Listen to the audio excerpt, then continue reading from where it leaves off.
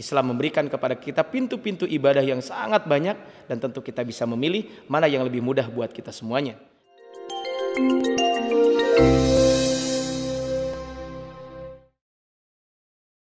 Bismillahirrahmanirrahim. Assalamualaikum warahmatullahi wabarakatuh. Ikhwani wa akhwat fillah, jalan tujannah kepada Allah Subhanahu wa taala.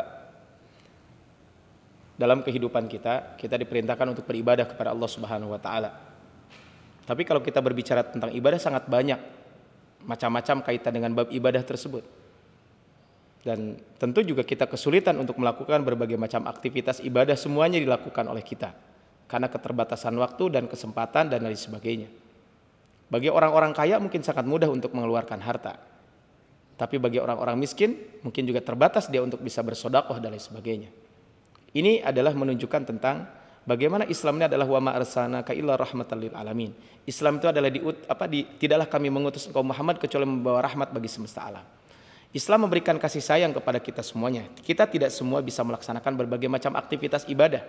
Tetapi Islam memberikan kepada kita pintu-pintu ibadah yang sangat banyak dan tentu kita bisa memilih mana yang lebih mudah buat kita semuanya. Dan tentu idealnya adalah sebanyak-banyaknya kita melakukan amal-amal ibadah tersebut. Makanya Al-Imam An-Nawawi rahimahullah, beliau menyebutkan di hadis Arba'in nomor ke-29 tentang betapa banyaknya pintu-pintu kebaikan tersebut. Bahkan Imam Nawawi di dalam kitab lain, di dalam kitab Riyadhus Shalihin, beliau menyebutkan babun fi bayani kasrati turukil khair, bab yang membahas tentang betapa banyaknya jalan kebaikan. Ada orang yang mengambil kebaikan dari sisi ini, tapi mungkin dia tidak bisa dari sisi yang lain atau lain sebagainya, sehingga kita bisa mengambil kebaikan-kebaikan tersebut. Makanya Imam Nawawi menyebutkan di hadis ke-29 ini adalah sekali lagi tentang pintu-pintu kebaikan. Bismillahirrahmanirrahim. Qala al-muallif rahimahullah. Penulis buku ini Al-Imam An-Nawawi rahimahullah mengatakan, Al-hadisu at-tasi'u wal ishrun. Hadis ke-29. An Mu'adz bin Jabal radhiyallahu anhu qala. Dari Mu'adz bin Jabal, semoga Allah meridhoinya. Qultu, aku berkata, kata Mu'adz bin Jabal, ya Rasulullah, wahai Rasulullah, akhbirni, informasikan kepadaku, beritahulah kepadaku, bi amalin yudkhuluni al-jannati wa yubaiduni an-nar, tentang perbuatan yang dapat memasukkan aku ke surga dan menjauhkan aku dari api neraka. Dalam perkataan Mu'adz bin Jabal ini ada 4 pelajaran penting bisa kita ambil. Pertama, perhatian para sahabat Nabi SAW terhadap amal-amal kebaikan yang akan mengantarkan ke surga dan menjauhkan mereka ke dalam neraka. Yang kedua, ini adalah salah satu metodologi dalam mencari ilmu, yaitu dengan cara bertanya kepada orang yang dianggap tahu. Dan Mu'adz bin Jabal tahu bahwa Rasulullah SAW pasti akan memberikan informasi ini ketika ditanya. Kemudian yang ketiga adalah menunjukkan bahwa surga dan neraka itu ada. Fa innal jannata haqqun wan naru haqqun. Surga itu benar adanya, neraka juga benar adanya. Kemudian yang keempat adalah para wali Allah dan sholihin hanya perhatian dengan amal-amal kebaikan. Makanya Mu'adz bin Jabal bertanya, adakah amalan-amalan yang menyebabkan aku masuk surga dan dijauhkan dari api neraka? Ini yang ditanyakan oleh Mu'adz bin Jabal. Qala. Kemudian Rasul menjawab, beliau bersabda, laqad sa'alta an 'azim. Wahai Mu'adz bin Jabal, sungguh pertanyaan engkau adalah pertanyaan yang sangat agung. Maksudnya adalah bahwa pertanyaan ini adalah pertanyaan yang sangat besar. Kenapa? Karena pertanyaan ini adalah sangat besar. Li'anna dukhulal jannati wan najati minan nar amrun 'azimun jiddan. Karena kita bisa masuk surga dan kita dijauhkan dari api neraka itu merupakan perbuatan yang sangat agung sekali. Li ajlihi anzalallahu al-kutub wa arsalar rusul. Karena untuk itulah Allah mengutus para rasul dan Allah juga menurunkan kitab-kitabnya. Untuk apa? Supaya orang tersebut selamat di dunia sehingga dia masuk surga, dibebaskan dari api neraka. Sehingga Syekh Abdul Muhsin Al-Abbad hafizahullah, beliau ketika menjelaskan tentang hadis ini, fihi bayanun azimun. Pada perkataan ini terdapat penjelasan yang begitu agung. Apa? Manzilatu hadzal su'al wa ahammiyatuhu wa tasydih' ala mithlihi. Ini menunjukkan kaitan dengan kedudukan penanya orang ini. Kaitan dengan pertanyaan ini. Kemudian urgensi dan keberanian bertanya tentang hal yang istimewa ini. Kemudian kata Rasulullah, wa innahu la yasir ala man yassarahu Allah taala alaih. Dan perkara tersebut mudah sebenarnya bagi Allah yang memberikan kemudahan kepada orang tersebut. Betapa banyak jalan kebaikan di sekeliling kita. Tapi kadang orang kenapa tidak bisa melakukannya? Karena tadi mungkin Allah tidak memberikan kemudahan kepada orang tersebut. Maka dalam Al-Quran kan disebutkan pasanu yassiruhu lil yusra. Maka kami akan berikan jalan kemudahan untuk melakukan kebaikan-kebaikan tersebut. Maka kata Allah, kata Rasul, sesungguhnya itu mudah. Perkara tersebut mudah bagi Allah yang telah berikan kemudahan. Masalah besar ini akan dimudahkan oleh Allah siapa saja yang dikehendaki oleh Allah Subhanahu wa taala untuk menjalankan kebaikan-kebaikan ini. Ikhwani wa akhwati jalan jannah Allah Subhanahu wa taala. Tentu bagi kita sebagai seorang muslim, kita harus meyakini bahwa Allah Subhanahu wa taala akan memberikan kemudahan. Karena ajaran Islam ini ada ajaran yang yusrun, ajaran yang mudah. Bahkan kata Rasul, yassiru wa la tu'assiru. Permudah, jangan persulit. Bahkan Allah sendiri berfirman, yuridullahu bikumul yusra wa la yuridu bikumul usra. Allah Subhanahu wa taala itu adalah menghendaki kemudahan buat kalian, Allah tidak menghendaki buat kalian kesulitan. Fa amma man a'ta wattaqa. Siapa yang beriman, ya, fa amma man a'ta wattaqa. Siapa saja yang memberi hartanya di jalan Allah dan bertakwa, wa saddaqa bil husna, dan dia membenarkan tentang balas adanya pahala yang terbaik itu surga, fasanu yassiruhu lil yusra, maka kami akan menyiapkan baginya jalan yang mudah. Ini kata Allah Subhanahu wa taala. Maka li'annal islama tariqur rahmati wa yusr. Islam itu adalah jalan rahmat dan kemudahan. Sehingga tidak ada satu masalah pun di dunia kecuali Islam telah memberikan solusi, dan solusi adalah solusi yang termudah, solusi yang terbaik buat kita semuanya. Barang siapa kata Syekh Atiyah Muhammad Salim, kata beliau, sehingga solusi ini adalah solusi yang paling mudah, solusi yang paling tepat. Islam tidak pernah mempersulit jalan hidup seorang selamanya dalam sholat saja. Jika kita tidak mampu berdiri maka bisa duduk dan seterusnya. Ini kan menunjukkan bahwa betapa Islam itu adalah agama yang mudah. Maka kemudian Rasul menyebutkan tentang hal-hal yang wajib dan hal-hal yang sunnah. Kaitan tentang yang menyebabkan kita masuk surga dan masuk neraka, yang dijauhkan dari api neraka. Yang pertama, ta'budullaha wa la tusyriku bihi syai'a. Kamu beribadah kepada Allah, tapi ingat jangan sampai menyekutukan Allah sedikit pun. Man mata yusyriku billahi syai'an dakhalan nar. Siapa yang wafat, siapa yang meninggal dunia mati dalam keadaan syirik kepada Allah, dia akan masuk surga, dia akan masuk neraka. Wa qultu ana wa man mata la yusyriku billahi syai'an dakhalal jannah. Kemudian dan barang siapa yang mati dalam keadaan tidak menyekutukan Allah, maka dia akan dimasukkan ke dalam surga Allah Subhanahu wa taala. Syirik ini ada syirik besar, ada syirik kecil. Ya. Syirik kecil contohnya adalah riya, sum'ah, bersumpah dengan selain nama Allah Subhanahu wa taala, kemudian menggunakan pelet, tamimah, penangkal yang biasa ditempel di leher dan lain sebagainya. Ini adalah di antara syirik-syirik kecil tersebut. Kemudian di antara syirik besar adalah beribadah kepada selain Allah Subhanahu wa taala. Ini adalah syirik yang paling besar. Kemudian juga adalah dia berdoa, memohon kepada selain Allah Subhanahu wa taala, kemudian menjadikan selain Allah pembuat syariat dan lain sebagainya. Ini adalah termasuk syirik yang besar tersebut. Kemudian yang berikutnya adalah setelah ta'budullah wa la tusyriku bi syai'a wa tuqimus shalah wa tu'tiyaz zakah wa tasuma ramadan wa tahujjal bait. Menegakkan salat, menunaikan zakat, puasa Ramadan, kemudian pergi melaksanakan ibadah haji. Setelah memurnikan tauhid, kita beribadah kepada Allah dengan ibadah hanya murni karena Allah Subhanahu wa taala. Ini adalah kaitan dengan kalau dalam hadis nomor 2 yang disebutkan oleh Imam Nawawi atau hadis Jibril atau hadis ketiga, maka ini disebut dengan syahadat. Setelah kita menjalankan ibadah syahadat ini, maka konsekuensi daripada ibadah syahadat tersebut, 2 kalimat syahadat tersebut adalah hendaklah kita melakukan berbagai macam aktivitas kebaikan. Ibaratnya adalah betul memang syahadat itu kunci. Syahadat itu adalah miftahil Islam. Yang namanya 2 kalimat syahadat itu adalah pintu, kuncinya masuk Islam. Tapi tidak mungkin kunci itu kecuali ada geriginya. Nah, gerigi itulah yang disebut dengan amaliyah ibadah kita. Amalan-amalan pokok dalam Islam ibarat gerigi.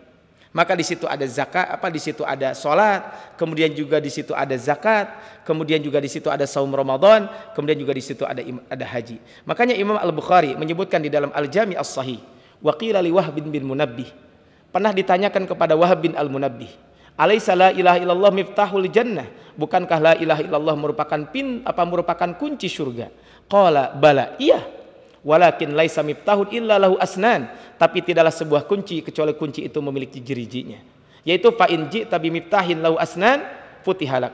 Kalau ada pintu kemudian kita pegang kunci, maka kunci itu kalau ada geriginya maka kunci itu akan terbuka. Wa illa lam yuftahlak. Kalau kunci tanpa gerigi maka kita tidak akan terbuka. Ini adalah kalau kita setelah mengucapkan 2 kalimat syahadat, maka laksanakanlah hal-hal yang wajib, yaitu rukun Islam yang 4 itu. Salat tentu wajib bagi kita semuanya. Zakat bagi yang mampu. Saum itu wajib dan haji pun bagi yang mampu. Ini adalah perbuatan-perbuatan yang wajib yang harus kita tunaikan. Summa qala, kemudian Rasulullah SAW bersabda, ya. Setelah itu Rasulullah SAW bersabda, ala adulluka ala abwabil khair. Maukah engkau saya beritahu tentang pintu-pintu kebaikan? Maksudnya adalah maukah engkau diberitahu tentang pintu-pintu kebaikan yang dengannya engkau bisa mendapatkan apa yang engkau inginkan, yaitu masuk surga terhindar dari api neraka. Kata Syekh Ismail Al-Ansari ketika menyebutkan abwabul khair, apa yang dimaksud dengan abwabul khair? Pintu-pintu kebaikan itu. Maka maksudnya adalah an-nawafil, yaitu amalan-amalan sunnah. Li'annahu qaddallahu ala wajibatil islami qabl. Karena kaitan dengan kewajiban sudah disebutkan sebelumnya, yaitu ibadah, yaitu tauhid, kemudian juga sholat, zakat, saum dan haji. Itu sudah disebutkan. Sehingga abwabul khair ini adalah lebih kepada an-nawafil, ya, yaitu amalan-amalan sunnah. Sehingga Syekh Abul Hasan Al-Mubarakfuri, beliau mengatakan at-turuq al-musilatu bihi wal muradu biha an-nawafil. Yaitu abwabul khair adalah jalan-jalan yang dengannya sampai kepada tujuan. Maksudnya adalah amalan-amalan sunnah. Sehingga ini adalah abwabul khair.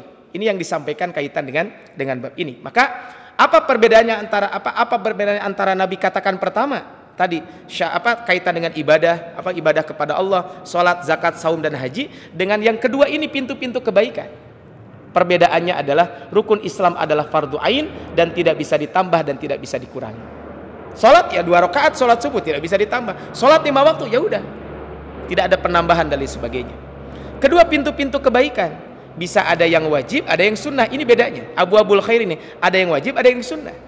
Nah, dan bisa bertambah dan bisa berkurang sesuai dengan kemampuan dan kemampuan orang yang melakukannya. Ini adalah perbedaan antara tadi, ya, kaitan dengan hal yang akan memasukkan ke surga, dengan yang kedua ini adalah kaitan dengan ala adulluka ala abwabil khair. Kemudian setelah itu Rasul mengatakan as-saumu junnatun. Saum itu, puasa itu merupakan perisai. Ini pintu kebaikan pertama yang disebutkan oleh Nabi SAW. Puasa ini perisai dari keinginan berbuat jahat, perisai dari emosi, hawa nafsu yang jelek. Ini adalah perisai di dunia, adapun di akhirat saum adalah perisai dari panasnya api neraka. Jadi di dunia adalah akan membentengi kita. Maka di antara akhlak yang bisa kita dapatkan dari ibadah saum itu adalah bagaimana kita bisa mengendalikan hawa nafsu kita. Sesuatu hal yang boleh, makan, minum boleh. Tapi ketika Ramadan, ketika kita menjalankan saum wajib ataupun saum sunnah, maka siang hari kita tidak dibolehkan makan dan kita bisa menahan itu. Pertanyaannya puasa yang mana? Yang wajib atau yang sunnah? Dalam konteks hadis ini adalah puasa sunnah, sebab puasa wajib sudah disebutkan tadi di pembahasan sebelumnya. Walaupun bisa jadi yang namanya saum sunnah ataupun saum wajib ini merupakan perisai kaitan dengan ini. Menurut keterangan para ulama sebelumnya bahwa pintu-pintu kebaikan itu adalah ibadah nawafil, maka semakin jelas bahwa saum ini adalah sunnah tersebut. Syekh Shalih bin Abdul Aziz Al-Syekh hafizahullah, beliau mengatakan as-saumu yuridu bihi saumun nafal. Saum yang dimaksudkan dalam hadis ini adalah saum sunnah. Kenapa? Karena puasa Ramadan sudah disebutkan sebelumnya, yaitu watasuma Ramadan. Sehingga junnah di sini adalah wiqayah, pelindung seseorang dari siksa neraka Allah Subhanahu wa taala di akhirat. Kalau di dunia adalah melindungi dia kaitan dengan emosi, marah dan lain sebagainya. Kemudian yang kedua adalah was-shadaqatu, sedekah. Tudfi'ul khati'ata kama yudfi'ul ma'u annar. Sedekah akan mematikan, akan menghapus kesalahan sebagaimana air mematikan api. Sedekah ini tentu sedekah sunnah. Karena kalau zakat sudah disebutkan di sebelumnya. Ada istilah sedekah, ada zakat, ada infak. Sebenarnya kalau zakat adalah ketentuan kaitan dengan mengeluarkan harta tertentu untuk orang tertentu dan harta tertentu untuk orang tertentu dan waktunya pun tertentu. Ini adalah zakat. Kalau infak itu umum, ada yang wajib, ada yang sunnah. Ya, walaupun infak bisa bermakna umum banget. Mengeluarkan harta baik boleh atau tidak itu makna umum adalah infak. Tapi yang maksud dengan infak di sini adalah infak itu bisa jadi mengeluarkan yang wajib itu zakat, yang sunnah adalah ya tadi sedekah dan lain sebagainya. Nah, kalau sedekah itu sebenarnya lebih umum lagi. Kalau sedekah ini bisa jadi bentuknya harta, bisa juga non harta. Jadi hadis ini adalah sedekah sunnah. Ini menjadi dalil bahwa sedekah sunnah dapat menghilangkan dosa. Ya. Adapun tentang sedekah wajib, zakat, jelas Allah Subhanahu wa taala berfirman di dalam Al-Qur'an, "Khudh min amwalihim shadaqatan tutahhiruhum wa tuzakkihim biha." Ambillah zakat dari sebagian harta mereka, dengan zakat itu kamu akan membersihkan, kemudian washolli alaihim, dan mensucikan mereka dan berdoalah untuk mereka. Syekh Shalih bin Abdul Aziz Al-Syekh beliau mengatakan, as-shadaqatu bi anwahiha tutfi'ul khotoya. Sedekah dengan segala jenisnya akan menghapus kesalahan. As-shadaqatu bil qaul, yang namanya sedekah bisa dengan ucapan. Bagaimana dengan ucapan? Nanti kita lihat di penghujung hadis ini. Dengan ucapan ketika kita berkata dengan perkataan yang baik, tidak menyakiti sesama, dengan kita berzikir, ini kan berarti sedekah. Kemudian wabil amali, termasuk juga dengan perbuatan. Al-wajibatu wal mustahabbah, termasuk yang wajib ataupun yang sunnah. Artinya yang namanya sedekah dengan perbuatan, sedekah dengan lisan, itu termasuk sedekah. Was-shadaqatu bil mal, dan juga termasuk sedekah dengan harta. Kullu hadhihi tutfi'ul khotoya, semuanya adalah bisa menghapus dosa-dosa kita. Li'annaha hasanat, karena itu termasuk kebaikan. Innal hasanat yudhibnas sayyi'at, sesungguhnya yang namanya kebaikan itu akan menghapus kesalahan yang kita lakukan. Jadi kalau kita berbicara tentang sedekah di sini, maka ini sifatnya umum. Bisa jadi sedekah dengan lisan kita, dengan ucapan kita, dengan perbuatan kita, atau termasuk dengan harta kita. Makanya ketika para sahabat Nabi datang kepada Rasul dan mereka secara finansial tidak memiliki harta, mereka datang kepada Nabi, ya Rasulullah, kami ini terbatas harta kami ya Rasulullah. Mereka enaknya orang-orang kaya bisa saum, bisa sholat, kami juga bisa. Tapi giliran mereka sedekah, giliran mereka haji, kami nggak bisa karena nggak punya harta. Maka Rasul menyampaikan, moga saya ajarkan kepada kalian kebaikan-kebaikan tersebut.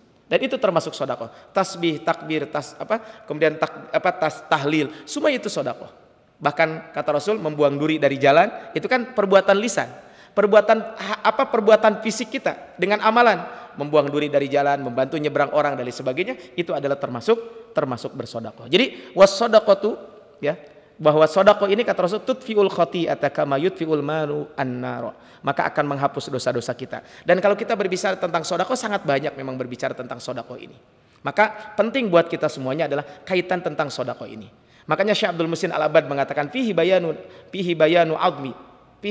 azimu sya'ni shadaqah an-nafilah. Hadis ini, pada kalimat ini terdapat penjelasan keagungan tentang sedekah sunnah. Wa anna Allah Ta'ala yahuttu bihal khotoya wa yutfi'uha. Allah Subhanahu wa taala akan menghapus menghapus kesalahan-kesalahan dengan sedekah tersebut dan akan memadamkannya kama yutfi'ul ma'u an-nar, sebagaimana api juga akan memadamkan. Api akan dipadamkan dengan air. Wal khotoyah hiyas shaghair, maka kesalahan-kesalahan yang akan dihapus itu adalah as-shaghair, dosa-dosa besar. Wa kadzalikal kaba'ir ma'at taubah minha, dan dosa-dosa besar juga akan diampuni tapi dengan taubat ketika itu. Dan Nabi SAW mengibaratkan sedekah itu akan menghapus dosa-dosa kita seperti air menghapus seperti air memadamkan api. Yadullu ala zawalil khotoya kullah. Ini menunjukkan bahwa dosa-dosa kita akan hilang semuanya. Ini adalah sebagaimana kalau api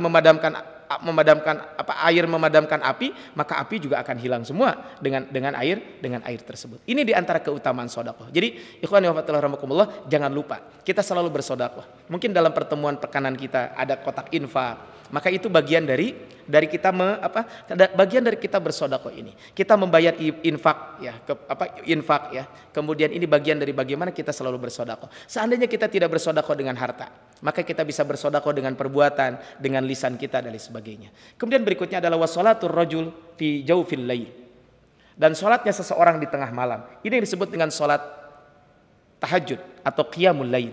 Ini adalah sholat sunnah yang menjadi pintu kebaikan yang dapat mengantarkan pelakunya ke surga Allah Subhanahu wa taala. Sholat qiyamul lail banyak ketika orang-orang sedang tertidur. Maka kemudian ketika itu ya Rasulullah sallallahu alaihi wasallam yang membaca satu ayat dalam hadis Nabi dalam Al-Qur'an ketika disebutkan wasolatur rajul fi jawfil lail summa tala. Kemudian Rasul membaca tatajafa junubuhum anil madaji. Kamera kata Allah Subhanahu wa taala, ya, Allah Subhanahu wa taala lambung mereka jauh dari tempat tidur mereka. Ikhwani wa akhwati rahimakumullah. Kalau kita berbicara tentang qiyamul lail ini sekali lagi adalah merupakan ibadah yang sangat penting buat kita semuanya. Di sini disebutkan bahwa wa shalatur rajul fi jawfil lail. Kenapa disebutkan ar-rajul? Bukan perempuan, bukan an-nisa, karena ketika disebutkan laki-laki dan itu bukan hanya kekhususan laki-laki, maka wanita pun masuk kaitan dengan ini. Allah Subhanahu wa taala menyampaikan, "Wa minal laili fatahajjad bihi nafilatan lak, asa ayyab'atsaka rabbuka maqaman mahmuda." Ini keistimewaan salat tahajud, salat malam, dan pada sebagian malam hari bersembayanglah, tahajudlah kamu sebagai suatu ibadah tambahan bagimu, nafilatan lak. Asa ayyab'atsaka rabbuka maqaman mahmuda. Mudah-mudahan Tuhanmu mengangkat kamu ke tempat yang lebih tinggi. Ini bayangkan. Kalau kita berbicara tentang qiyamul lail, betapa besarnya pahala qiyamul lail di sisi Allah Subhanahu wa taala. Ini harus selalu kita optimalkan. Makanya sampai Rasul mengatakan, salat yang paling utama setelah salat fardu adalah salatul lail, salat malam. Ya. Bahkan disebutkan dalam hadis lain, salat malam adalah kebiasaan orang-orang soleh sebelum kalian. Rasulullah SAW ketika awal-awal diutus jadi nabi, maka yang pertama kali ayat-ayat yang turun adalah ya ayyuhal muzammil qumil laila illa qalila. Jadi jika seorang pingin sukses, maka jangan lupa selalu qiyamul lail. Maka Rasul menyampaikan dalam sebuah hadis, rahimallahu rajulan qama minal laili fa shalla wa ayqadha imra'atahu fa in abad nadaja fi wajhiha alma. Semoga Allah merahmati. Bayangkan rahmat Allah akan turun. Bagi siapa? Bagi seorang laki-laki yang bangun pada malam hari, dia sholat kemudian membangunkan istrinya. Jika istrinya tidak mau bangun, maka diciprati wajahnya. Wa rahimallahu imra'atan. Semoga Allah merahmati seorang wanita. Bayangkan rahmat Allah kalau sudah turun. Qamat minal laili. Kemudian dia bangun di malam hari, pas sholat dia sholat malam. Wa iqadat zaujaha. Kemudian dia bangunkan suaminya. Kemudian fa'in aba nadhahat fi wajihi alma. Kalau tidak bangun maka dicipratkan di mukanya, yaitu di mukanya itu adalah air. Ini menunjukkan bahwa subhanallah betapa pentingnya sholat malam ini. Makanya kata Rasul, mau nggak saya tunjukkan pintu-pintu kebaikan? Dalam hadis ini 3 pintu kebaikan yang disebutkan. Pertama saum sunnah, yang kedua adalah yang disebutkan di sini adalah sedekah, yang ketiga adalah qiyamul lail. Ini mudah-mudahan nanti menjadi evaluasi. Makanya dalam evaluasi kegiatan kajian pekanan, kadang suka ada evaluasi kaitan dengan bagaimana tilawah, bagaimana saum sunnah antum, bagaimana kaitan dengan sedekah. Di situ ada laporan sedekah dan sebagainya. Termasuk juga adalah kaitan dengan bagaimana pentingnya kita menjalankan sholat malam tersebut. Kata Rasul, ala ukhbiruka bi ra'sil amri wa amudihi wa dirwatu sanami. Kemudian summa qala Rasul mengatakan, maukah engkau saya beritahu pokok dari segala perkara, tiang-tiangnya dan puncaknya. Jadi kalau kita berbicara tentang Islam ibarat sebuah bangunan, maka yang namanya bangunan itu kan ada yang menjadi tiang pokoknya, ada yang menjadi atapnya dan lain sebagainya. Maka kata Rasulullah SAW, beliau mengatakan kaitan dengan dengan hadis ini, maka Rasul menyebutkan Ra'sul amri al-Islam. Pokok perkara itu adalah Islam. Wa amuduhus shalah, sedangkan tiangnya itu adalah salat, wa dzirwatu sanamihil jihad, dan puncaknya adalah jihad di jalan Allah Subhanahu wa taala. Jadi kalau kita berbicara tentang sebuah bangunan, maka bangunan itu tidak akan kokoh kecuali ketika pondasinya kuat. Pondasi ini kalau kita ibaratkan syahadat ini. Jadi pokoknya adalah pondasi ini. Kemudian sebuah bangunan sekuat apapun pondasi kalau tidak ada tiang-tiangnya bagaimana? Di situ ada rukun Islam yang 4 yang lain. Ada salat, ada zakat, ada saum, ada haji. Ini menunjukkan tiang-tiang tersebut. Kemudian yang namanya bangunan, ketika pondasi sudah kuat ada tiangnya, maka perlu dinding di sana sini. Ini menunjukkan syumuliyatul Islam, universalnya Islam. Di situ ada sistem ekonomi, ada politik dan lain sebagainya. Itu ibarat dindingnya. Kemudian ketika rumah tersebut sudah kuat, maka perlu yang namanya atap untuk menjaga dari hujan dan panas, sehingga rumah itu akan menjadi indah. Maka dengan dijaga apa? Harus jaga dari hal-hal yang tidak diinginkan. Di situ ada jihad dan dakwah kepada Allah Subhanahu wa ta'ala. Ini adalah ketika berbicara tentang ini. Kemudian kata Rasulullah SAW berikutnya adalah, setelah menjelaskan tentang itu, ala ukhbiruka bimala idzalika kulli. Kata Rasulullah, mau enggak saya beritahu kepada kalian tentang bagaimana cara untuk dapat memiliki itu semua? Kata Rasulullah, para sahabat, bala ya Rasul, mau, siapa yang tidak mau? Fa akhadha bilisani. Kemudian Rasul memegang lisannya. Kemudian waqala kuffa 'alaika hadza. Kata Rasul, tolong jaga lisan ini. Qultu ya Nabi Allah, wa inna la mu'akhiduna bima natakallamu fi. Wahai Rasulullah, apakah kita akan diminta pertanggungjawaban atas apa yang kita ucapkan? Faqala, kemudian Rasul mengatakan, sakilatka ummaka ya Mu'ad.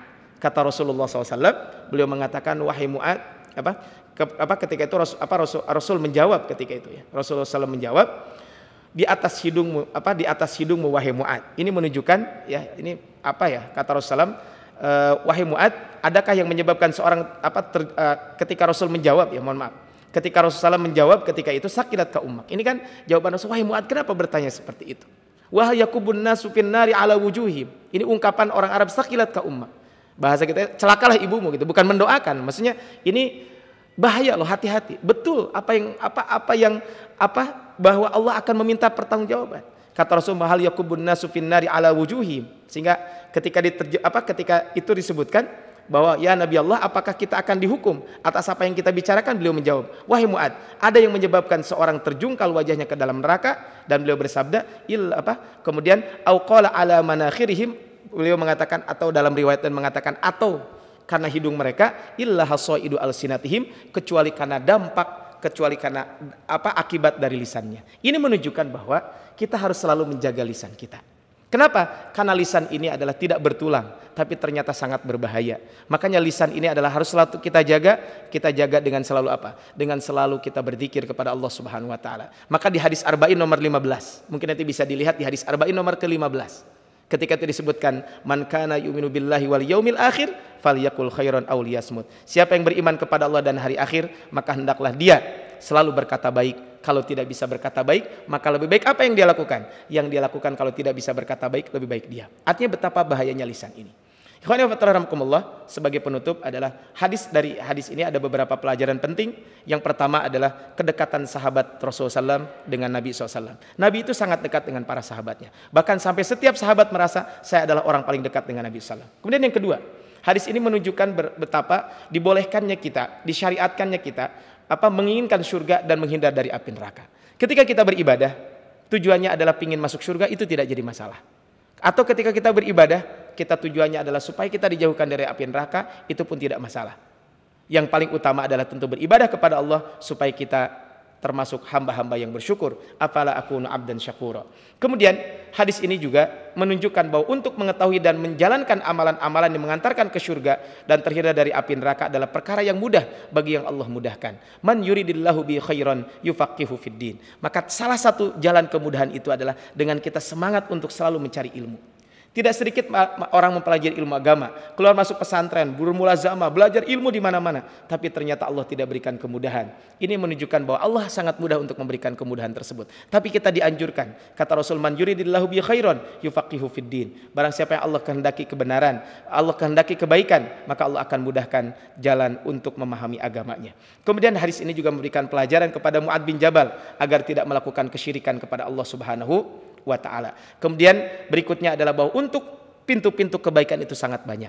Ada yang sifatnya wajib, tapi juga banyak yang sifatnya sunnah. Dalam hadis ini adalah yang wajib jelas adalah rukun Islam yang 5, kemudian yang sunnah disebutkan hanya 3, yaitu adalah tadi saum, kemudian juga adalah sedekah, yang ketiga adalah qiyamul lail. Sebenarnya masih banyak dalam bab lain, bisa lihat di dalam kitab Riyadhus Shalihin min kalami sayyidil mursalin, yaitu tentang babun fi bayani kasrati turukil khair. Kemudian hadis ini juga menunjukkan tentang betapa pentingnya kita selalu menjaga lisan kita. Karena Rasul ketika ditanya, amalan apa yang banyak memasukkan orang ke surga? Kata Rasul, takwa kepada Allah dan akhlak yang baik. Ketika ditanya, amalan apa yang banyak memasukkan orang ke dalam api neraka? Kata Rasulullah SAW, yang banyak memasukkan orang ke dalam api neraka itu adalah al-fammu wal faraj, mulut dan kemaluan. Mulut tidak bisa dijaga, maka mulut ini tidak bertulang, tapi memang walaupun tidak bertulang tapi sangat berbahaya. Mulut ini banyak orang masuk neraka, kata Rasul, karena akibat mulutnya tidak digunakan untuk melakukan kebaikan-kebaikan. Seorang wanita yang ahli ibadah seorang sahabiah datang kepada Nabi, bertanya kepada Nabi, ada wanita rajin ibadah dan lain sebagainya, tetapi lisannya tidak bisa menjaga sehingga banyak tetangga yang tersakiti. Kata Rasul, adalah hiya min ahlin nar. Sehingga betul ungkapan pepatah mengatakan, salamatul insan fi hifdil lisan. Selamatnya manusia tergantung penjagaan manusia. Barakallahu fikum. Assalamualaikum warahmatullahi wabarakatuh.